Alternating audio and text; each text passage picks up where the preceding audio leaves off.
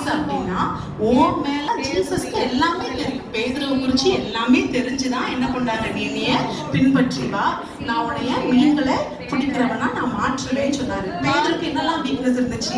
முன்கோபி, அவருக்கு செல்லமா இன்னொரு முந்திரி கொட்டைன்னு சொல்லுவாங்க. ஆனா இவரோட அதிக பிரசங்கத்தனமா யோசிக்குவாரு, டக்குன்னு பேசிடுவாரு. அவர் வந்து ஸ்ட்ராங்கான ஒரு மனுஷன் கிடையாது.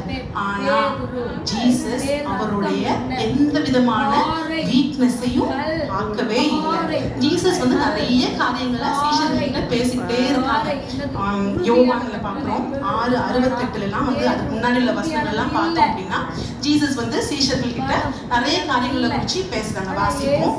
யோவான் எழுதின சுவிசேஷம் 6வது அதிகாரம் 67 அதெல்லாம் முன்னாடி நம்ம வாசிச்சோம் அப்படின்னா ஜீசஸ் வந்து சொல்லிட்டு இருக்காங்க, நான் வந்து எல்லாத்தையும் அழைச்சிருக்கேன், இதுல வந்து நிறைய பேர் விசுவாசம் உள்ளவங்களா இருக்கிறீங்க, ஆனா ஒருத்தர் விசுவாசம் இல்ல. அவர் வந்து அதுக்கு முன்னாடி எல்லாம் பார்த்தோம் அப்படின்னா நானே ஜீவ அப்பம் அப்படின்னு நிறைய காரியங்களை வந்து சீஷர்கள் கிட்ட பேசிக்கிட்டே இருக்காங்க. அப்ப சொல்றாங்க, நீங்களும் எல்லாரும் என்னை விட்டு போயிருவீங்களோ அப்படின்னு சொல்லிட்டு ஜீசஸ் வந்து சீஷர்கள் கிட்ட கேட்கிறாங்க. சொன்ன மாத்திரத்துல ஒரு நிமிஷம் கூட யோசிக்கல. சீமோன் பேதுரு அவருக்கு பிரதியுத்தரமாக, ஆண்டவரே, யாரிடத்தில் போவோம், நித்திய ஜீவ வசனங்கள் உம்மிடத்தில் தானே உண்டு அப்படின்னு சொல்றாரு. இந்த மாதிரியான மென்டாலிட்டி உள்ள ஒரு ஆள் தான் பேதுரு. எப்பவுமே ஜீசஸ் கூடயே தான் இருந்தாரு.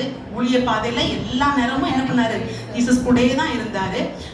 பேசும்போது என்ன பண்ண மாட்டாரு, யோசிக்கவே மாட்டாரு. டபால் டபால் என்ன பண்ணிடுவாரு, பயங்கர சென்டிமெண்டெல்லாம் என்ன பண்ணிடுவாரு, ஜீசஸ் அப்படியே அழகா தாக்குற மாதிரி என்ன பண்ணிடுவாரு, பேசிடுவாரு. நாங்க என்ன சொல்றாங்க, நாங்க யார்கிட்ட போவோம், ஜீவன் தருகிற வார்த்தை உங்ககிட்ட தானே இருக்கு அப்படின்னு என்ன சொல்றாங்க.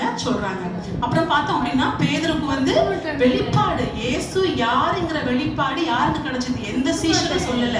ஆனா பேதுரு தான் சொன்னாங்க. என்ன சொன்னாங்க, ஜீசஸ் வந்து நான் யாருன்னு கேட்ட பொழுது நீர் ஜீவனுள்ள தேவனுடைய குமாரன் சொன்னாங்க. அப்ப ஜீசஸ் சொன்னாங்க, இத மாம்சம் உனக்கு வெளிப்படுத்தல, பிதாவே உனக்கு வெளிப்படுத்தினாருன்னு சொன்னாங்க.